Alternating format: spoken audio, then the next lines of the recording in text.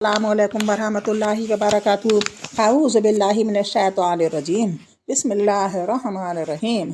Rabbi ज़िदनी इल्मा। अल्लाहुम्मा सल्लि अला मुहम्मद व अला आलि मुहम्मद।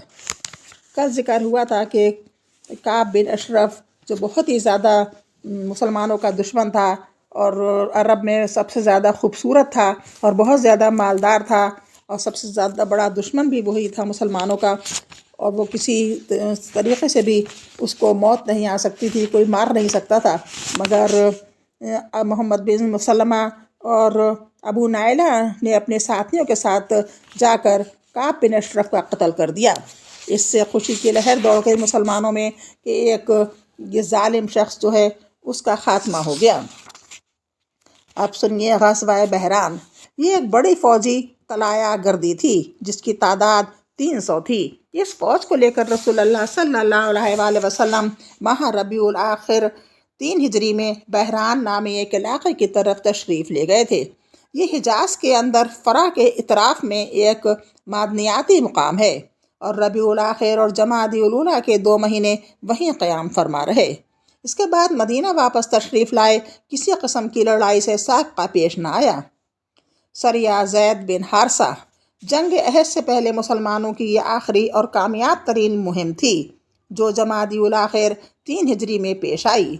वाक़े की तफसील ये है कि कुरैश जंग बदर के बाद से क़लक़ व अस्तराब में मुब्तला थे, मगर जब गर्मी का मौसम आ गया और मुल्क शाम के तिजारती सफ़र का वक्त आन पहुँचा तो इन्हें एक और फ़िक्र दामनगीर हुई।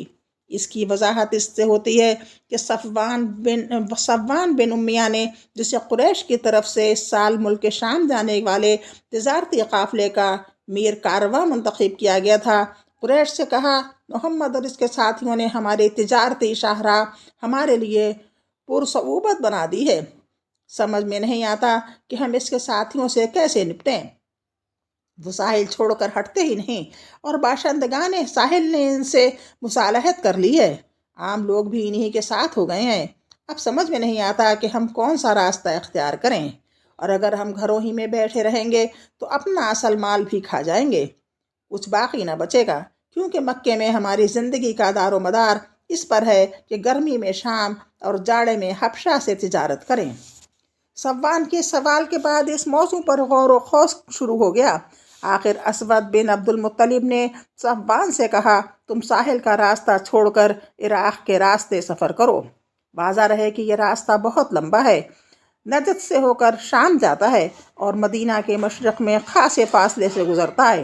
कुरैश इस रास्ते से बिल्कुल नावाकिफ़ थे, इसलिए असवद बिन अब्दुल मुत्तलिब ने सफ़वान को मशवरा दिया कि वो फ़िरात बिन हयान को, जो कबीला बुकर बिन दाइल से ताल्लुक़ रखता था, रास्ता बताने के लिए रहनुमा रख ले।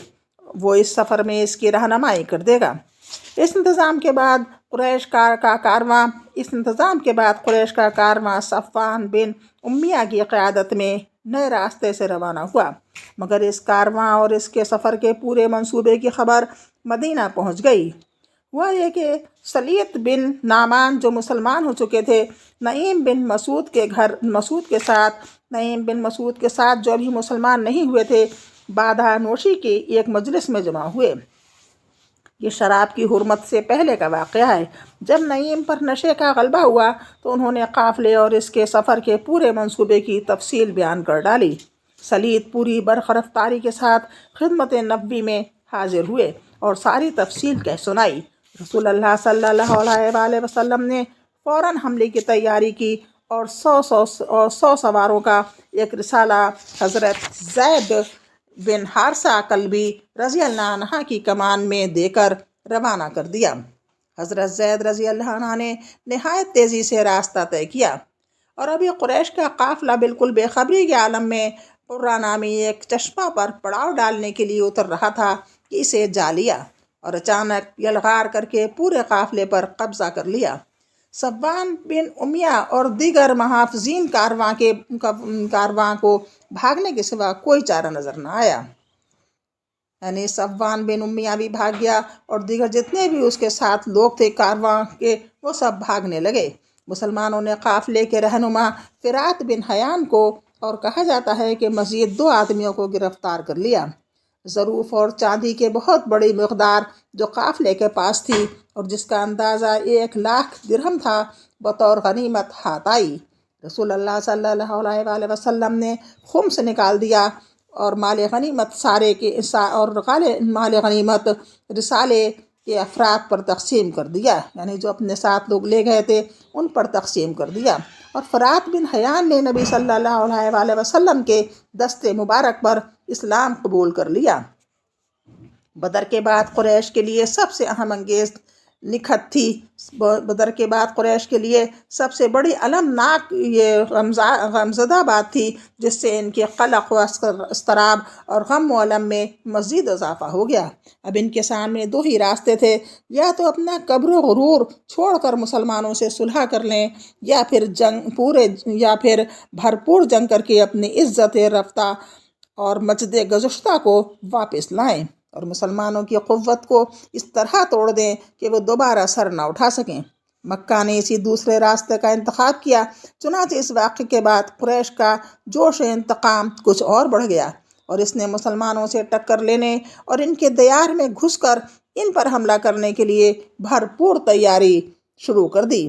اس طرح پچھلے واقعات کے علاوہ یہ واقعہ بھی معرکہ احد کا خاص حامل تھا۔ یہ واقعہ بھی معرکہ احد کا خاص حامل ہے کیونکہ اس کے بعد ہی معرکہ احد کی شروعات ہو جاتی ہے۔ غزوہ احد، انتقامی جنگ کے لیے قریش کی تیاریاں۔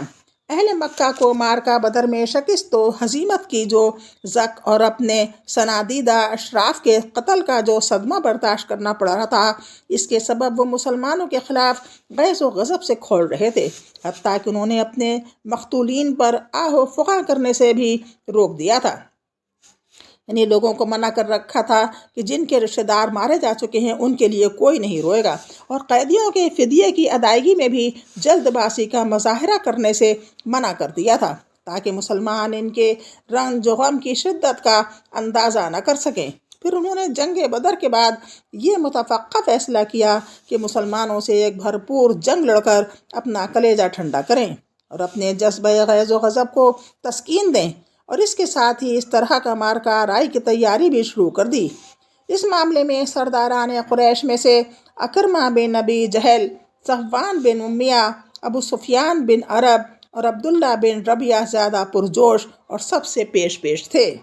ان لوگوں نے اس سلسلے میں پہلا کام یہ کیا کہ ابو سفیان کا وہ قافلہ جو جنگ بدر کا باعث بنا تھا اور جیسے ابو سفیان بچا کر نکال لے جانے میں کامیاب ہو گیا تھا، اس کا سارا مال جنگی اخراجات کے لیے روک لیا، اور جن لوگوں کا مال تھا ان سے کہا کہ اے قریش کے لوگوں، تمہیں محمد نے سخت دھچکا لگایا ہے اور تمہارے منتخب سرداروں کو قتل کر ڈالا ہے، لہٰذا ان سے جنگ کرنے کے لیے اس مال کے ذریعے مدد کرو، ممکن ہے کہ ہم بدلہ چکا لیں۔ قریش کے لوگوں نے اسے منظور کر لیا، چنانچہ یہ سارا مال جس کی مقدار 1,000 اونٹ اور 50,000 دینار تھی، جنگ کی تیاری کے لیے بیچ ڈالا گیا۔ اسی بارے میں اللہ تعالیٰ نے یہ آیت نازل فرمائی ہے، جس کا مطلب ہے، یہ 8ویں سورت ہے اور 36 آیت ہے۔ اس کا مطلب ہے جن لوگوں نے کفر کیا وہ اپنے مال اللہ کی راہ سے روکنے کے لیے خرچ کریں گے تو یہ خرچ تو کریں گے، لیکن پھر یہ ان کے لیے باعث حسرت ہوگا، پھر مغلوب کیے جائیں گے۔ پھر انہوں نے رضاکارانہ جنگی خدمت کا دروازہ کھول دیا کہ جو احابیش کنانہ اور اہل تہامہ مسلمانوں کے خلاف جنگ میں شریک ہونا چاہیں وہ قریش کے جھنڈے تلے جمع ہو جائیں۔ انہوں نے اس مقصد کے لیے ترغیب و تحریض کی مختلف صورتیں بھی اختیار کیں، یہاں تک کہ ابو عزا شاعر جو جنگ بدر میں قید ہوا تھا اور جس کو رسول اللہ صلی اللہ علیہ وآلہ وسلم نے یہ عہد دے کر کہ اب وہ آپ کے خلاف کبھی نہ اٹھے گا، از راہ احسان بلا فدیہ چھوڑ دیا تھا، اسے صفوان بن امیہ نے ابھارا کہ وہ قبائل کو مسلمانوں کے خلاف بھڑکانے کا کام کرے، اور اس سے یہ عہد کیا کہ اگر وہ لڑائی سے بچ کر زندہ و سلامت واپس آ گیا تو اسے مالا مال کر دے گا، ورنہ اس کی لڑکیوں کی کفالت کرے گا۔ چنانچہ ابو عزا نے رسول اللہ صلی اللہ علیہ وآلہ وسلم سے کہتے ہوئے عہد و پیمان کو پس پشت ڈال کر جذبات غیرت و حمیت کو شعلہ زن کرنے والے اشعار کے ذریعے قبائل کو بھڑکانا شروع کیا۔ اسی طرح قریش نے ایک اور شاعر مصافہ بن عبد مناف اجمی کو اس مہم کے لیے تیار کیا۔ ادھر ابو سفیان نے غزوہ سبیق سے ناکام و نامراد بلکہ سامان رسد کی ایک بہت بڑی مقدار سے ہاتھ دھو کر واپس آنے کے بعد مسلمانوں کے خلاف لوگوں کو بہارنے اور بھڑکانے میں کچھ زیادہ ہی سرگرمی دکھائی۔ پھر آخر میں سریہ زید بن عارثہ کے واقعے سے قریش کو جس سنگین اور اقتصادی طور پر کمر توڑ خسارے سے دو چار ہونا پڑا اور انہیں جس قدر بے اندازہ رنج و الم پہنچا، اس نے آگ پر تیل کا کام کیا، اور اس کے بعد مسلمانوں سے ایک فیصلہ کن جنگ لڑنے کے لیے قریش کی تیاریوں کی رفتار میں بڑی تیزی آ گئی۔ آج بس اتنا ہی، انشاءاللہ کل پھر ملاقات ہوگی، اگلا چیپٹر ہوگا۔ اللہ حافظ، السلام علیکم۔